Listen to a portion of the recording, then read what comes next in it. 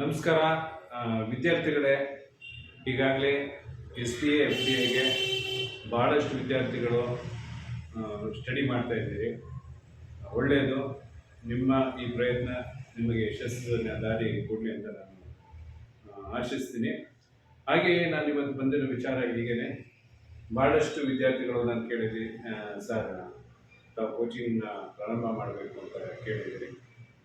ಅದಕ್ಕಾಗಿ ನಾನು ಭಾಳಷ್ಟು ಯೋಚನೆ ಮಾಡಿ ಮುಂಚೆ ಮಾಡ್ತಾ ಇದ್ದಂಥ ಒಂದು ಕೋಚಿಂಗ್ನ ಯಾಕೆ ಮತ್ತೆ ಮುಂದುವರಿಸಬಾರ್ದು ಅಂದ್ಬಿಟ್ಟು ವಿದ್ಯಾರ್ಥಿಗಳಿಗೋಸ್ಕರ ನಾನು ಮತ್ತೆ ಅನುಕೂಲ ಆಗಲಿ, ಅವರು ಕೆಲಸವನ್ನು ತಗೊಳ್ಳಿ ಅನ್ನೋ ಉದ್ದೇಶಕ್ಕೆ ನಾನು ಮತ್ತೆ ಈ ಆನ್ಲೈನ್ ಕೋಚಿಂಗ್ ಸ್ಟಾರ್ಟ್ ಮಾಡ್ತಾ ಇದ್ದೀನಿ.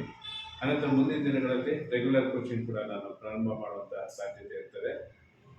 ವಿದ್ಯಾರ್ಥಿಗಳೇ, ನಮ್ಮ ಒಂದು ಶ್ರಮ ಹೇಗಿರಬೇಕು ಅಂತಂದರೆ, ಕೇವಲ ನಾವು ಪುಸ್ತಕ ಓದ್ತಿದ್ದಂಗೆ ನಮ್ಮ ಮೈಂಡಲ್ಲಿ ಎಲ್ಲನೂ ಸ್ಟೋರ್ ಆಗುತ್ತೆ ಅನ್ನೋದು ತಪ್ಪು. ಯಾಕೆಂದರೆ ಶಾರ್ಟ್ ನೋಟ್ಸ್ನ ನಾವು ಮಾಡೋದು ಕಲಿಬೇಕಾಗುತ್ತೆ. ಯಾಕೆಂದರೆ ಇಡೀ ಪುಸ್ತಕವನ್ನು ನಾವು ಓದಿದಾಗ ನಮ್ಮಲ್ಲಿ ಗೊಂದಲ ಸ್ಟಾರ್ಟ್ ಆಗುತ್ತೆ. ಅದು ಯಾವ್ದು ಓದಿದ್ದೆ, ಯಾವ್ದು ಬಿಟ್ಟಿದ್ದೆ. ಎಕ್ಸಾಮ್ ಆದಲ್ಲಿ ಕೂತಾಗ ನಾವು ಕ್ವಶನ್ ಪೇಪರ್ ನೋಡಿದಾಗ ಭಾಳಷ್ಟು ನಮಗೆ ಕನ್ಫ್ಯೂಷನ್ ಸ್ಟಾರ್ಟ್ ಆಗುತ್ತೆ. ಅದಕ್ಕೆ ನಾವು ಯಾವಾಗಲೂ ಪೂರ್ವ ಸಿದ್ಧತೆ ಸರಿಯಾಗಿರಬೇಕು. ಅಂದರೆ ಕ್ವಶನ್ ಪೇಪರು ನಾವು ನೋಡ್ತಿದ್ದಂಗೆ ನಾನು ಓದಿದ್ದೆ ಅನ್ನೋದು ನಮ್ಮಲ್ಲಿ ಬರಬೇಕು ಅಂತಂದರೆ, ಆ ಭರವಸೆ ಬರಬೇಕು ಅಂತಂದರೆ ನಮ್ಮ ಸ್ಟಡಿ ಲೆವೆಲು ಭಾಳಷ್ಟು ಉತ್ತಮ ಇರಬೇಕು. ಅದಕ್ಕಾಗಿ ನಾನು ನಿಮಗೊಂದು ಕೆಲವೊಂದು ಟ್ರಿಕ್ಸ್ನ ಕೋಚಿಂಗ್ ಮಾಡ್ತಾ ಮಾಡ್ತಾ ತಮಗೆ ಹೇಳ್ತೀನಿ. ಹಾಗೆಯೇ ಮುಖ್ಯವಾಗಿ SDA FDA ಸಿದ್ಧತೆ ನಡೆಸೋರು, ಹಾಗೆಯೇ ಇತರೆ ಪೊಲೀಸ್ ಹುದ್ದೆಗೆ ಏನು ತಾವು ಪ್ರಯತ್ನ ಮಾಡ್ತಾ ಇದ್ದೀರಿ, ಪರೀಕ್ಷೆ ಪ್ರಯತ್ನ ಮಾಡ್ತಾ ಇದ್ದೀರಿ, ಅವರು ಮುಖ್ಯವಾಗಿ ತಿಳ್ಕೊಬೇಕಾಗಿರೋದು ಇಷ್ಟು.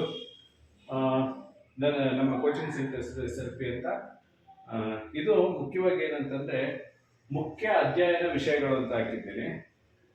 ಏನು ಇದು ಮುಖ್ಯ ಅಧ್ಯಯನ ವಿಷಯಗಳು ಅಂತಂದರೆ, ವಿದ್ಯಾರ್ಥಿಗಳೇ, ನಾವು ಮ್ಯಾಕ್ಸಿಮಮ್ ಅರ್ಥ ಮಾಡ್ಕೋಬೇಕಾಗಿರೋ ವಿಚಾರ ಏನಂತಂದರೆ, ಕರ್ನಾಟಕ ಆಡಳಿತ ವ್ಯವಸ್ಥೆಯಲ್ಲಿ ಏನು ಲೋಕಸೇವಾ ಆಯೋಗ ಏನು ಹೇಳುತ್ತೆ, ಕರ್ನಾಟಕದ ಒಂದು ಲೋಕಸೇವಾ ಆಯೋಗದ ನಾವು ಆಡಳಿತ ಹುದ್ದೆಯಲ್ಲಿ ಏನಾದರೂ ಅಲಂಕರಿಸಬೇಕಂದ್ರೆ ನಮ್ಮಲ್ಲಿ ಮುಖ್ಯವಾಗಿ ಏನಂತಂದರೆ ಕನ್ನಡದ ಮಾಧ್ಯಮದಲ್ಲಿ ನಾವು ವಿದ್ಯಾರ್ಥಿಗಳಾಗಿರಬೇಕು, ಅಥವಾ ಒಂದು ಪತ್ರಿಕೆ ಏನಿದೆ ಕನ್ನಡವನ್ನು ಮುಖ್ಯ ಪತ್ರಿಕೆಯಾಗಿ ನಾವು ತಗೋಬೇಕಾಗುತ್ತೆ.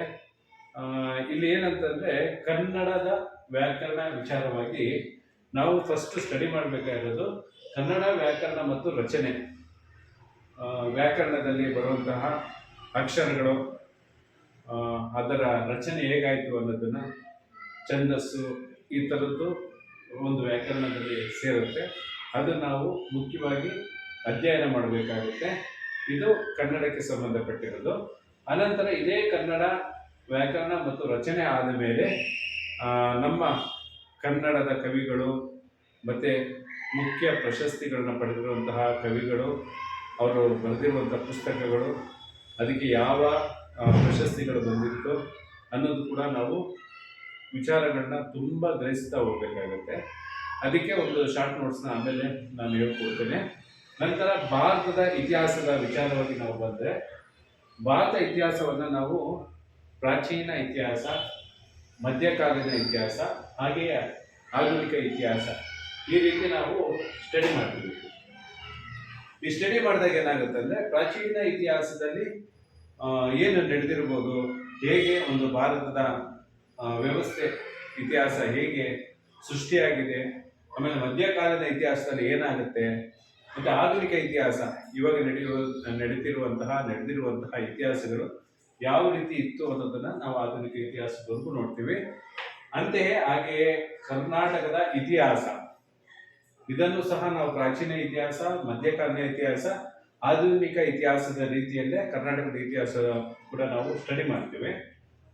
ನಂತರ ಭಾರತದ ಮತ್ತು ಕರ್ನಾಟಕದ ಭೌಗೋಳಿಕ ಲಕ್ಷಣಗಳ ಅಧ್ಯಾಯ, ಭಾರತದ ಮತ್ತು ಕರ್ನಾಟಕದ ಒಂದು ಭೌಗೋಳಿಕತೆ ಹೇಗಿದೆ ಅನ್ನೋದ್ರ ಬಗ್ಗೆ ಒಂದು ಸಪ್ರೇಟ್ ಆಗಿ, ಅಂದರೆ ಭಾರತದ್ದೇ ಒಂದು ಸಪ್ರೇಟ್ ಆಗಿ ಸ್ಟಡಿ ಮಾಡ್ತಾ ಕರ್ನಾಟಕದ ಕೂಡ ಒಂದು ಎಕ್ಸಾಂಪಲ್ಗಳನ್ನು ತಗೊಂಡು ಅದರ ಜೊತೆಯಲ್ಲೇ ಭಾರತದ ಮತ್ತು ಕರ್ನಾಟಕದ ಭೌಗೋಳಿಕ ಲಕ್ಷಣಗಳನ್ನು ನಾವು ಅಧ್ಯಯನ ಮಾಡ್ತೇವೆ.